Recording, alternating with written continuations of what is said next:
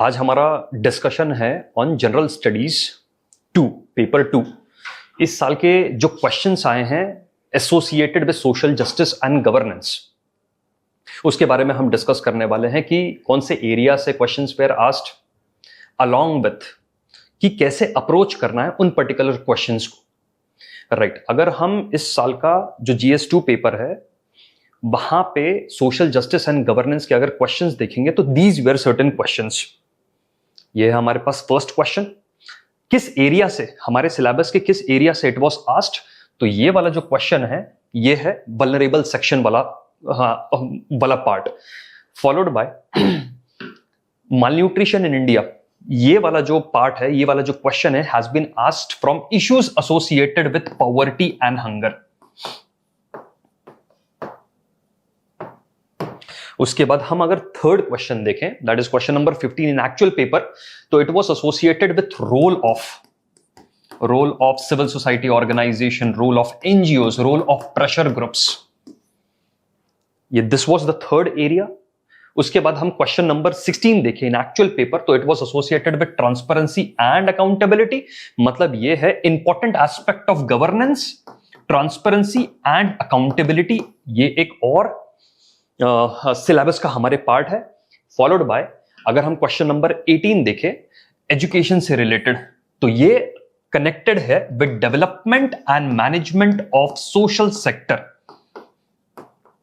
और ये social sector में प्राइमरली हमारे सिलेबस में it has been mentioned education, health care, health and third aspect is human resource. पिछले बार इसके ऊपर क्वेश्चन पूछा गया था ह्यूमन रिसोर्स के ऊपर, इस बार target area of UPSC was education. तो prominently social justice and governance की हम बात करते हैं तो ये 5 questions were part of this year's general studies 2 paper. अब ये जो क्वेश्चंस हैं इनको अप्रोच कैसे करना है, क्या थॉट प्रोसेस होनी चाहिए so that the demand of the question get justified. हमें क्या कंटेंट, मैं ब्रीफली डिफाइन करूंगा या ब्रीफली बताऊंगा आपको कि कंटेंट किस तरीके से प्रेजेंट करना चाहिए so that the demand of the questions gate fulfilled, है ना। तो हमारे डिस्कशन को कमेंस करते हैं विद द फर्स्ट क्वेश्चन। पहला क्वेश्चन है कि does India's tribal development policy reflect, पहला इसमें भी सबसे की word is does India's tribal development policy reflect aspiration for a socially grounded and equity based governance. Justify your answer. इस question का मीनिंग क्या हुआ, इस क्वेश्चन को अगर हम देखेंगे ना तो वी शुड अंडरस्टैंड कि हमारे पास ट्राइबल के अपलिफ्टमेंट के लिए, ट्राइबल के डेवलपमेंट, ट्राइबल सेक्शन के डेवलपमेंट के लिए we have an number of plan and policies.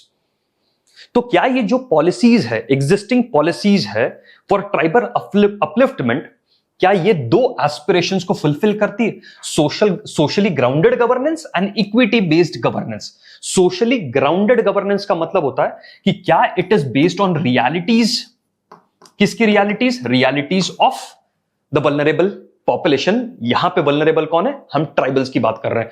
And क्या ये इक्विटी बेस्ड, इक्विटी बेस्ड मतलब tribal section has been always at a disadvantageous position and hence special efforts need to be taken for their upliftment। क्या ये जितनी भी हमने developmental policies बनाई है इन एसोसिएशन विद ट्राइबल्स, क्या ये सपोर्ट करती है socially grounded governance, that is क्या it is based on reality, क्या it is based on existing situation of tribal जिसकी वजह से उनका अपलिफ्टमेंट होने वाला है। एंड दूसरी तरफ क्या ये development policies equity based governance को रिजेंबल करती है। एंड क्वेश्चन का एक और keyword is does and hence balance need to be created कि यस, एक तरफ हमारे पॉइंट्स होंगे एसोसिएटेड विद यस कि tribal development policies reflect socially grounded governance and equity based governance along with the challenges या एरिया ऑफ कंसर्न्स। इस तरीके से we need to divide our answer so that एक बैलेंस्ड अप्रोच हम present कर पाए। And ये बैलेंस अप्रोच की रिक्वायरमेंट है क्योंकि क्वेश्चन हमें वो बैलेंस देने के लिए कह रहा है। अब हम स्टार्ट करते हैं कि किस तरीके से इसकी तरफ हम प्रोसीड कर सकते हैं, इस क्वेश्चन को कैसे अटेम्प्ट कर सकते हैं। राइट, अब आप ये देखना हमारे पास ट्राइबल डेवलपमेंट पॉलिसीज है ना, ट्राइबल डेवलपमेंट पॉलिसीज, चाहे इट इज कॉन्स्टिट्यूशनल पॉलिसीज, चाहे इट इज लेजिस्लेटिव पॉलिसी, चाहे इट इज सोशल पॉलिसी, चाहे it is economic policy, first of all we should have clarity कि कौन कौन सी ट्राइबल पॉलिसीज एग्जिस्ट प्रेजेंटली। तो मैंने क्या कहा कि tribal developmental policies, whether it is social policy, चाहे इट इज इकोनॉमिक पॉलिसी, चाहे इट इज लेजिस्लेटिव पॉलिसी, इस तरीके से चाहे it is constitutional policy. For example constitution में 5th शेड्यूल, 6th शेड्यूल, एक एग्जाम्पल मैं कोट कर रहा हूं। लेजिस्लेटिव एक्शन में we have PESA, we have forest right act. Economic policy में हम उनके स्किल डेवलपमेंट की बात कर सकते हैं, प्रधानमंत्री जनमन की बात कर सकते हैं। चाहे वी हैव सोशल एस्पेक्ट में एकलव्य मॉडल रेसिडेंशियल स्कूल की हम बात कर सकते हैं। तो ऐसे n number of policies have been framed by constitution, by government in order to support tribal population. अब ये जितनी भी पॉलिसीज हैं, क्या ये दो क्राइटेरिया को फुलफिल कर रही है? एक तरफ क्या it is socially grounded and दूसरी तरफ क्या it is equity based governance. तो अब ये जितने भी पॉइंट्स है ना, इनको मुझे क्लब करना है इनटू 2 एस्पेक्ट्स। क्या it is socially grounded, it represent socially grounded governance एक तरफ, एंड दूसरी तरफ क्या ये इक्विटी बेस्ड गवर्नेंस को रिजेंबल करती है। मैं फिर से एक बार क्लियर कर देता हूं कि सोशली ग्राउंडेड गवर्नेंस का मीनिंग है क्या ये जितने भी पॉलिसीज हैं क्या ट्राइबल की एक्चुअल रियलिटी को रिप्रेजेंट करते हैं। On the other side equity based governance का ये मतलब होता है जो historical disadvantage which this section has faced, तो उनके अपलिफ्टमेंट के लिए we need to have a special effort. तो क्या ये स्पेशल एफर्ट से जो ट्राइबल का वेलफेयर है क्या इट कैन बी इंश्योर्ड, क्या it has been ensured, right. अब अगर मैं सोशली ग्राउंडेड गवर्नेंस की बात करूं तो यस, अगर आप 5th 6th शेड्यूल को देखोगे तो इन दैट केस वो ऑटोनॉमी देता है for tribals for their customary rights. चाहे आप पैसा की बात करो, वो ग्राम सभा को एम्पावर करता है एंड डिसेंट्रलाइज्ड डिसीजन मेकिंग को प्रमोट करता है। चाहे हम एकलव्य मॉडल रेसिडेंशियल स्कूल की बात करें तो वहां पे जो ट्राइबल सेक्शन है जिनका एजुकेशन पार्टिसिपेशन इज लो, उनको encourage करता है to participate into education system and learning outcome improve करने के लिए। उसी तरीके से अगर इक्विटी बेस्ड गवर्नेंस की हम अगर बात करें तो चाहे इट इज रिजर्वेशन पॉलिसी जो कि उनके मोर रिप्रेजेंटेशन, चाहे it is with respect to legislature, चाहे it is associated with employment, उसको इंश्योर करता है। चाहे अगर हम फॉरेस्ट राइट एक्ट की बात करें जहां पे individual and community right is taken into consideration. तो जितनी भी पॉलिसीज हमने मेंशन किया, ये जितने पॉलिसीज आप जानते हो, उसको या तो socially grounded governance that is based on reality के कॉन्टेक्स्ट में यू नीड टू प्रूव, और दूसरी तरफ you need to prove on the basis of equity based governance जहां पे डिसएडवांटेज सेक्शन का अपलिफ्टमेंट हो रहा है through certain efforts and through certain policies. So ये तो फर्स्ट पार्ट क्वेश्चन का था। अब जो दूसरा एस्पेक्ट है डस, मतलब ऐसा नहीं है कि जितने policies have been framed has ultimately resulted into complete welfare and complete upliftment of tribal population. क्यों? यहां पे यू नीड टू मेंशन कि नहीं, there are certain limitations with respect to tribal policies जिसके वजह से हमें अटमोस्ट डिजायर्ड रिजल्ट अभी तक नहीं मिला है। अभी भी tribal population is considered to be vulnerable section of Indian society. तो जैसे फॉर एग्जांपल अगर मैं बोल रहा हूं कि there are certain challenges associated with tribal development policies, उनमें से one of the case is implementation of these plans। ये जो policies which have been framed, चाहे it is legislative, चाहे it is constitutional, चाहे it is social, चाहे it is economical, there is a challenge of implementation। अब आप बोलोगे कि implementation का challenge मतलब क्या? For example, अभी recently it was in news कि out of 728 Eklavya school, only 428 have been completed and are functional। मतलब बाकी के either is in the stage of construction, और दूसरी तरफ ऐसे भी कई प्रोजेक्ट्स हैं which has not started yet। तो बेसिकली हमें अब तक ये टारगेट फुलफिल कर लेना चाहिए था 728 का, हमने पूरा टारगेट को फुलफिल नहीं किया है, अभी भी मल्टीपल प्रोजेक्ट्स आर इनकम्प्लीट। तो there is a gap of having a policy and actually implementing that policy. उसके बाद और भी चैलेंजेस है, जैसे हम कई बार इंफ्रास्ट्रक्चर डेवलपमेंट प्लान के नाम पे हम डिस्प्लेस कर देते हैं ट्राइबल पॉपुलेशन को, फिर there is an issue with respect to compensation and rehabilitation. जैसे है, चाहे इस समय पे एग्जिस्टिंग पोल्लावरम इरिगेशन प्रोजेक्ट के अगेंस्ट में ट्राइबल्स का अपोजिशन रहे, या एक समय पे नियामगिरी हिल्स जहां पे Dongria Kondh tribal community exist करती थी और बॉक्साइट माइनिंग का केस चल रहा था। तो ऐसे there are various challenges associated with tribal community आज भी, although we have various tribal development policies existing, still आज भी उनको मेन स्ट्रीम में कनेक्ट करना एंड उनकी सोशल पॉलिटिकल इकोनॉमिक पोजीशन को इक्वल लेवल पे मैच करना, it is still a distinct dream because of these challenges which is associated with tribal development policy. तो ये था क्वेश्चन का डिमांड। अब ये जो policies which has been mentioned, इनको पहले आप मेंशन मत करो। ये पॉलिसीज जितने भी ट्राइबल डेवलपमेंट पॉलिसी जो एग्जिस्टिंग पॉलिसीज है, उसको इस कॉन्टेक्स्ट में फिट करो कि कैसे it can be considered as socially grounded policy, कैसे it can be considered as policy based on equity, followed by we need to mention certain challenges जहां पे ये tribal development policies to a certain extent have failed to match the aspirations and objective of tribal welfare and upliftment। तो इस तरीके से इस question को approach किया जा सकता था। This was our first question of discussion। और ये जो क्वेश्चन था, it particularly came from, आप सिलेबस में देखोगे, जनरल स्टडीज 2 के सिलेबस में देखोगे तो वहां पे हमारे पास vulnerable section and vulnerable section हम सब जानते हैं, there are various vulnerable sections in Indian society, चाहे इट इज शेड्यूल कास्ट, चाहे इट इज शेड्यूल ट्राइब, चाहे इट इज वुमेन, चाहे इट इज चिल्ड्रन, चाहे it is PWD community, there are various vulnerable section. One of them is tribal section, and tribal section की vulnerability के context में ही this question की। इस तरीके से we need to approach this particular question. Yes, you need to remember this 150 words. Clear?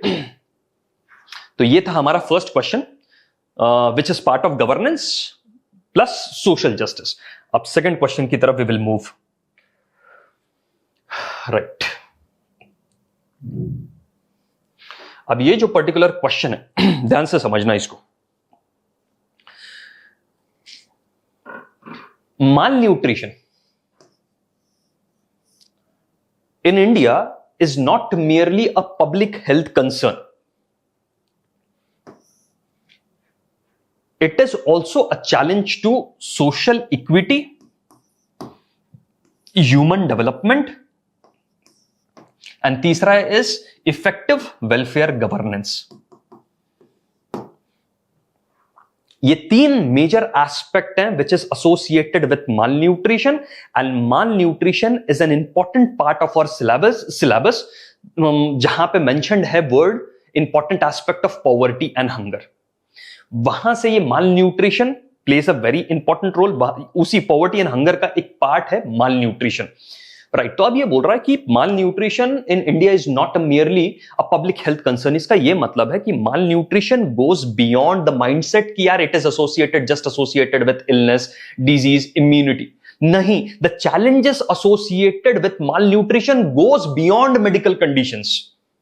And फिर challenges which is associated with malnutrition consist of social equity, it consists of human development, it consists of effective welfare governance। ये 3 और major challenges है along with public health concern। But उसको सिर्फ summarise करना in the context of public health concern and focus करना हमारे medical institution पे, medical infrastructure पे, डॉक्टर्स पे, it is a skewed approach because malnutrition is a challenge to, it has a wider implication, it has a broader implication and it engulfs social equity, human development and effective welfare governance. तो अब ये 3 जो dimension है of this particular question, इसको justify कैसे करना है ना? राइट, तो पहला aspect is social equity. Social equity, अब आप जब हम देखेंगे ना कैसे कैसे malnutrition is a challenge to social equity, तो यू नीड टू अंडरस्टैंड कि malnutrition deepens inequality, deepens inequality, है ना? एक malnourished individual is deprived of opportunities, चाहे वो opportunity is associated with education, skill development or employment, and hence it is a burden on the concept. It is a burden on the concept of social equity. Burden in the sense कि social equity cannot be attained if an individual is affected due to malnourishment. Along with this, how it is a challenge to social equity? It affect poor and vulnerable section the most. It affect the poor and vulnerable section the most. चाहे इसमें मैं एक example coat कर सकता हूं, women section. आप बोलोगे women section क्यों आपने इंक्लूड किया सर? विमेन सेक्शन आज भी to a larger extent is dependent population, and in case अगर women is affected by malnutrition, in that case the chances of her upliftment, the chances of getting her empowered diminishes significantly. वैसे भी हम जानते हैं कि India में around 67% of women, it is 57 to 67% of women are affected by anemia, and anemia can be clubbed under malnutrition. It is one of the form of malnutrition. तो इस तरीके से कैसे malnutrition is a challenge to social equity, मैं ये कुछ points mention कर दूंगा कि कैसे इट इज अ चैलेंज. आप इसमें और पॉइंट्स ऐड करो. यहां पे हम ब्रीफली डिस्कस कर रहे हैं कि किस तरीके से this question needs to be approach. इसी बेसिस पे you need to build more content, you need to diversify your points, right. Second aspect was human development.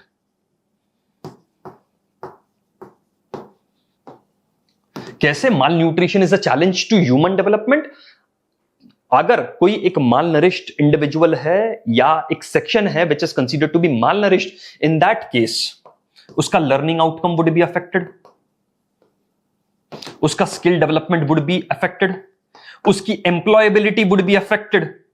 In fact India का demographic dividend would become a burden. अगर एक section of population is malnourished, in that case जिस demographic dividend पे we are proud, it would be a negative case for India's growth and development.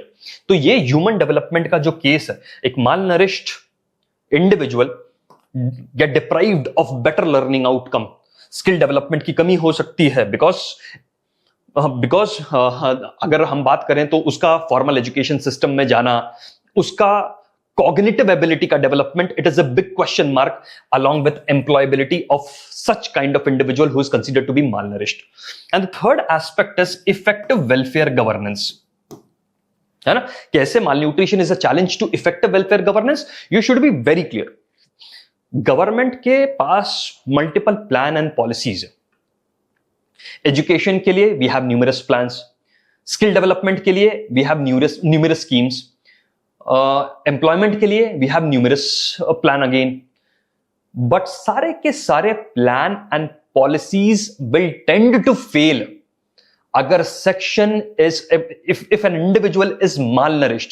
तो in that case अगर government educational outcome increase करना चाहती है, skill development करना चाहती है, एम्प्लॉयबिलिटी ऑफ पॉपुलेशन इंक्रीज करना चाहती है, बट दूसरी तरफ अगर सेक्शन इज माल नरिश्ड, अगर उसका health is an issue, in that case government का जो aim and aspiration है with respect to improvement of human capital will not be able to government मतलब the task and objective will not be able to be achieved, and hence जो हम बात कर रहे हैं effective welfare governance की, it becomes a challenge if a population or a section is malnourished. तो simple सा केस था. It was not a difficult question, but you need to understand कि कैसे इस क्वेश्चन को आपको जस्टिफाई करना है. तो इसका यह मतलब है कि going beyond medical conditions, going beyond illness, immunity and diseases, you need to focus कि माल नरिशमेंट कैसे अफेक्ट कर सकता है सोशल इक्विटी को, कैसे अफेक्ट कर सकता है ह्यूमन डेवलपमेंट को, और कैसे अफेक्ट कर सकता है इफेक्टिव वेलफेयर गवर्नेंस को.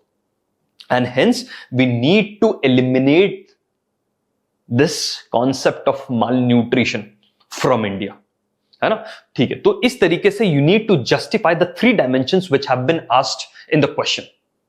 अब इसमें आप जितने न्यूमरस पॉइंट्स आप ऐड करते जाओगे, आपको उतने ही मार्क्स ऐड करते मिल जाएंगे. आपके chances of getting good marks will increase with the diversity of points you present for justifying the 3 dimensions which has been asked in the question, right. तो ये था सेकंड क्वेश्चन हमारा. Now next we will move towards the third question, right. अब ये बहुत interesting question था and it is for 15 marks and 250 words, right. अगर हम बात करें, देखना, समझना, ये क्वेश्चन की डिमांड को समझना, इट इज थोड़ा सा lengthy question and it has multiple demands. To what extent do pressure group, social movements and corporate lobbies deepen pluralistic democracy in India by representing excluded interest? मतलब excluded interest in the sense कि जो excluded section है या vulnerable section है, उनका कैसे representation करके वो pluralistic democracy को promote करता है. कौन? Pressure groups, social movement and corporate lobbies. This is first part of the question. And second part of the question, ये है first part of the question. While the second part of the question is analyze whether the growing convergence of corporate wealth and political power poses a threat to autonomy of formal democratic institution. मतलब हम second part of the question ये क्या पूछ रहा है? ये it is associated with business plus political nexus. अब ये देखो, ये this is first part of the question and this is the second part of the question, and ये दोनों के दोनों part can be need to be further, can be नहीं, need to be further divided into two. For example, to what extent, तो मैं बोलूंगा कि yes, to a significant extent, to a significant, ध्यान से समझना, to a significant aspect, to a significant extent, pressure group, social movement, corporate lobbies, they deepen pluralistic democracy by representing excluded section. और दूसरे side पे, to a significant extent, they promote pluralistic democracy. और दूसरी तरफ, however,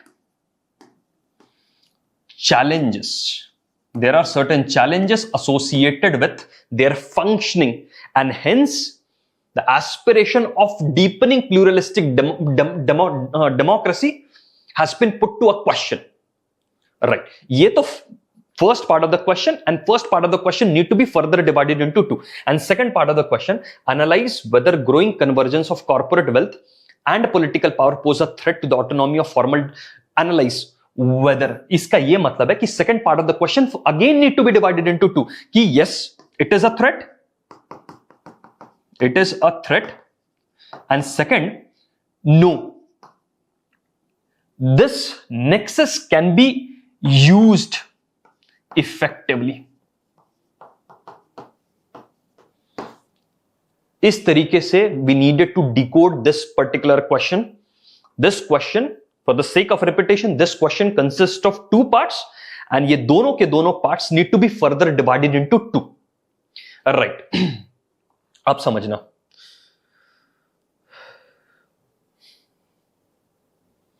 अब समझना कैसे, इसको कैसे जस्टिफाई करना है.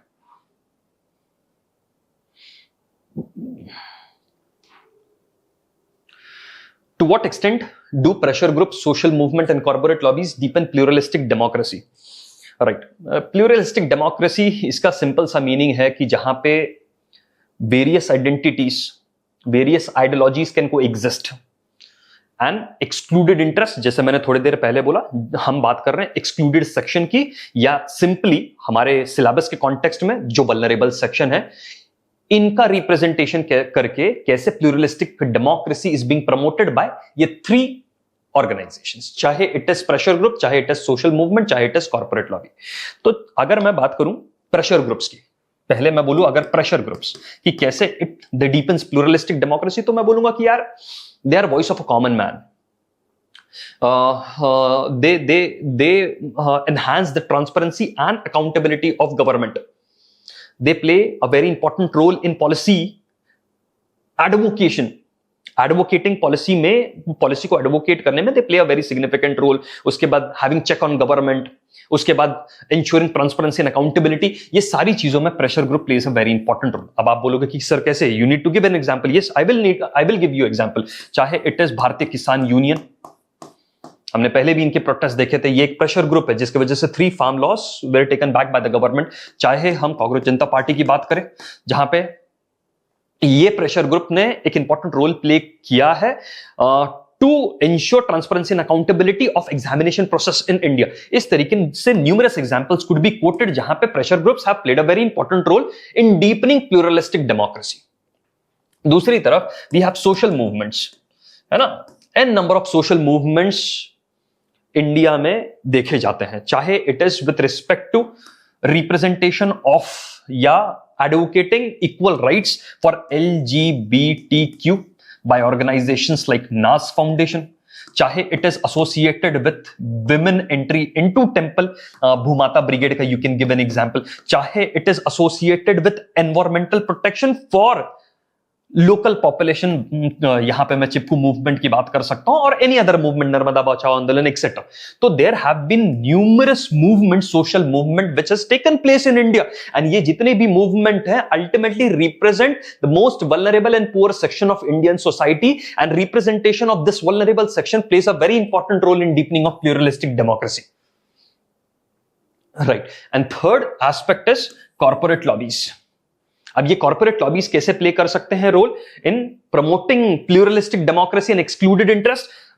Bye supporting MSMEs, bye supporting new startups, चाहे बाय प्रोटेक्टिंग न्यू एंटरप्रेन्योर्स, है ना. ऐसे ऑर्गेनाइजेशन एग्जिस्ट करते हैं. फेडरेशन ऑफ इंडिया MSME एक ऐसी ऑर्गेनाइजेशन है, फेडरेशन ऑफ इंडियाज MSME, है ना. ये इसी के लिए बनी है जहां पे MSMEs को प्रोटेक्ट करना, स्टार्टअप कल्चर को प्रोटेक्ट करना. ऐसे there are numerous corporate lobbies which play a significant role in ensuring pluralistic democracy in India, है ना. तो जो छोटे बिजनेसेस हैं उनको प्रोटेक्ट करना ऐसे ऑर्गेनाइजेशन का काम है. छोटे बिजनेसेस का, although it is an economic sense, but it plays a very important role in protecting this excluded interest, this excluded section. Right. तो ये पहला पार्ट है. टू व्हाट एक्सटेंट, है ना. तो मैंने ये दिखा दिया. Just a minute. राइट. तो मैंने ये दिखा दिया कि yes, to a certain extent they play a significant role. However, मुझे दूसरा साइड भी बताना पड़ेगा. The challenges associated with these institution, चाहे इट इज प्रेशर ग्रुप, चाहे इट इज सोशल मूवमेंट, चाहे इट इज कॉर्पोरेट लॉबी.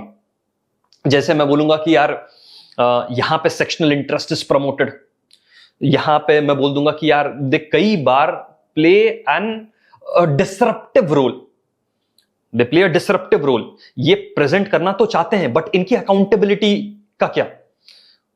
तो ऐसे numerous points could be given जहां पे चाहे इट इज प्रेशर ग्रुप, चाहे इट इज सोशल मूवमेंट्स, चाहे इट इज कॉर्पोरेट लॉबीज, इनके साथ चैलेंजेस आर एसोसिएटेड, है ना. इनके इंटरेस्ट कैन बी नैरो, इनके interest could be for a particular group.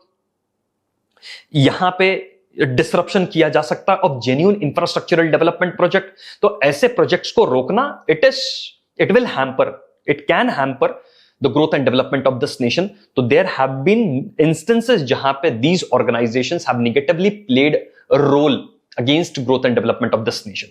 तो हमें दोनों साइड बताना है कि yes, they have played a very important role in promoting pluralistic democracy, while on the second side we need to raise the concerns associated with these organizations. Along with this, ये तो पहला part of the question है. Second part of the question you need to understand.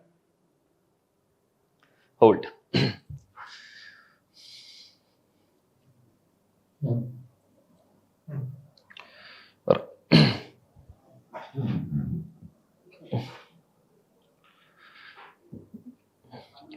Second part of the question क्या बोल रहा है? Analyse whether growing convergence of corporate wealth and political power pose a threat to autonomy of formal democratic institution. एक तो analyse whether मतलब दोनों sides need to be presented कि yes, ये जो नेक्सस है of corporate wealth along with political power, yes, it is a threat,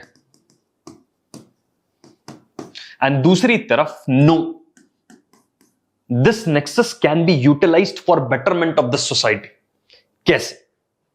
Along with this you need to be clear कि formal democratic institutions क्या है.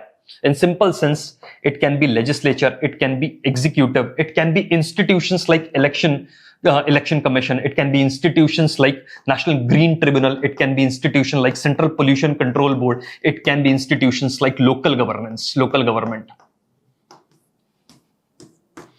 तो ऐसे फॉर्मल इंस्टीट्यूशंस के लिए इट इज अ थ्रेट, जो combination of corporate wealth along with political power. तो एक तरफ yes, it is a threat, no, it is not a threat, rather it can be used for a beneficial purpose. इस तरीके से you need to justify second part of the question.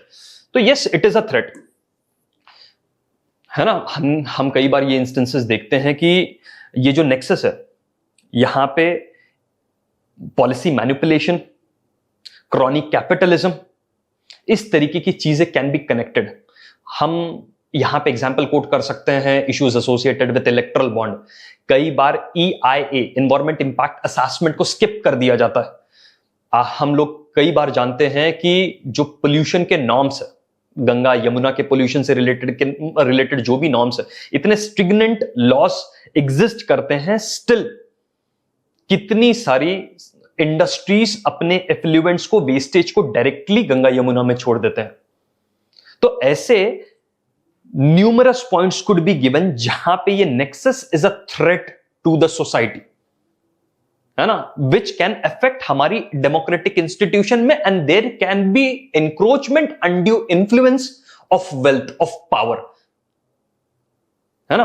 And however, ये तो एक part है, एक side है of the story. The second side of the story is no, corporate wealth can bring technology, corporate wealth can bring skill development, they can bring infrastructural development. अभी आप यहां पे एग्जांपल कोट सकते हो of PLI, production linked incentive schemes, चाहे हम numerous infrastructure development project की बात करें, whether it is highway etcetera, चाहे हम सेमीकंडक्टर डेवलपमेंट की बात करें।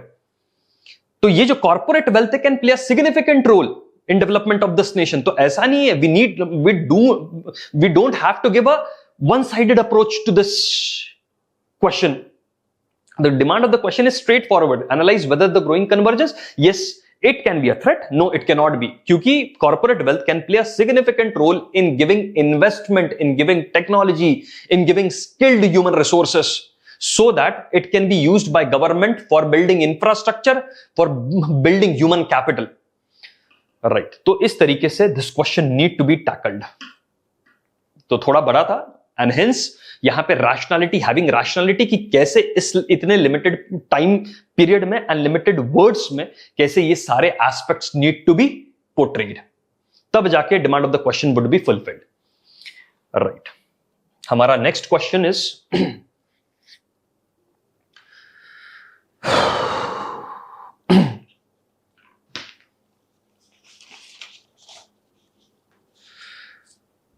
transparency and accountability in governance. Transparency and accountability in governance are not about controlling corruption, है ना। जैसे हमारा एक अभी थोड़ी देर पहले हमने एक क्वेश्चन देखा था ना, for example this was the question कि malnutrition is not merely a public health concern, rather other aspects are a significant challenge to this concept of malnutrition. उसी तरीके से आप ये क्वेश्चन देखना कि transparency and accountability in governance are not about controlling corruption but about creating trust of stakeholders in policy process following the rule of law and participatory governance comment. Right, इसका simple meaning क्या होता है कि ये जो transparency and accountability है ना, ये दो words have a broader implication. It is not merely that transparency and accountability can be used to curtail corruption. Rather, it has a broader, no doubt, it plays a very important role in unearthing the concept of corruption. But the implication of these two terms is beyond the aspect of corruption. It has a broader implication. It ensures good governance. It ensures participatory governance. It ensures responsiveness. ये सारी चीजें are associated with transparency and accountability. जो भी मैंने terms बोले, चाहे it is associated with good governance, चाहे it is associated with participatory governance, चाहे it is associated with a consensus based decision making, चाहे it is associated with accommodative stance, चाहे it is associated with responsiveness. तो the concept of transparency and accountability has a broader implication, and ये implication is at most important for building trust of the stakeholders. अब stakeholders कौन है? Stakeholders मैं हूं, आप हो, मीडिया हो गई, एनजीओ हो गए, सिविल सोसाइटी ऑर्गेनाइजेशन हो गए, प्रेशर ग्रुप्स हो गए, एन नंबर जो इस सोसाइटी में एग्जिस्ट करता है, everyone is a stakeholder and every stakeholders का ट्रस्ट ऑन गवर्नेंस, हर स्टेक होल्डर का trust on government process, it can be ensured through transparency and accountability. किसमें trust, किसमें? Policy process. अब जब policy process को, ये word को आप डिकोड करोगे तो it consist of policy making, it consist of policy execution, it consist of policy assessment, it consist of policy monitoring, it consist of policy evaluation. There are various stages of policy process and ये पूरे stages में of policy process the trust of stakeholder is utmost important and ये trust can be ensured by following rule of law and through participatory governance, which is an important aspect of transparency and accountability. ये इस तरीके से we need to deal with it. अब जैसे policy process में मैंने बोला, policy process consist of policy making, policy implementation, policy monitoring, policy evaluation, policy assessment, ये स्टेजेस हैं ऑफ पॉलिसी प्रोसेस। हर एक स्टेज में we need to ensure rule of law, we need to ensure participatory governance. जैसे for example participatory governance हर stage पे कैसे हम कैसे इंश्योर कर सकते हैं? तो यहां पे हमने हमारी सोशल जस्टिस एंड गवर्नेंस में सिलेबस में outrightly it has been mentioned the concept of right to information, the concept of citizens charter, the concept of grievance redressal, the concept of social auditing. ये सारे concept ensures participatory governance in every stage of policy process, along with कैसे rule of law can be followed, data driven policy making, उसके बाद accommodation of various ideas into policy process so that उसकी acceptance is more, उसके execution में there need to be efficient bureaucracy which should follow rule of law, which need to be ethical and moral, and hence ये rule of law could be justified at every stage. उसी तरीके से participatory governance could be justified through these words at every stage of policy process and thereby ensuring the trust of the stakeholder. क्योंकि जितने भी words मैं बोल रहा हूं, चाहे it is rule of law, चाहे it is participatory governance या associated जितने भी चीजें मैंने बताई, they are directly connected with transparency and accountability at every stage of policy process. I hope कि समझ में आ गया होगा कि किस तरीके से इस क्वेश्चन को हमें डील करना पड़ेगा। वी शुड हैव इतनी सारी rationality while dealing with this question. Alright,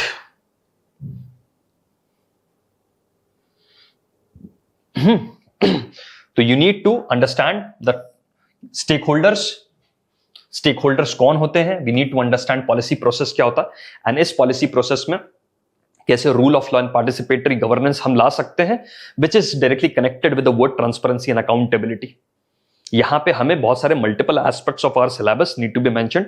जैसे मैंने थोड़ी देर पहले बोला था, चाहे it is right to information, चाहे इट इज सोशल ऑडिटिंग, चाहे इट इज सिटीजंस चार्टर, चाहे इट इज ग्रीवांस रिड्रेसल, हर एक चीज can be mentioned to justify one and the second word, and hence transparency and accountability वाला concept goes beyond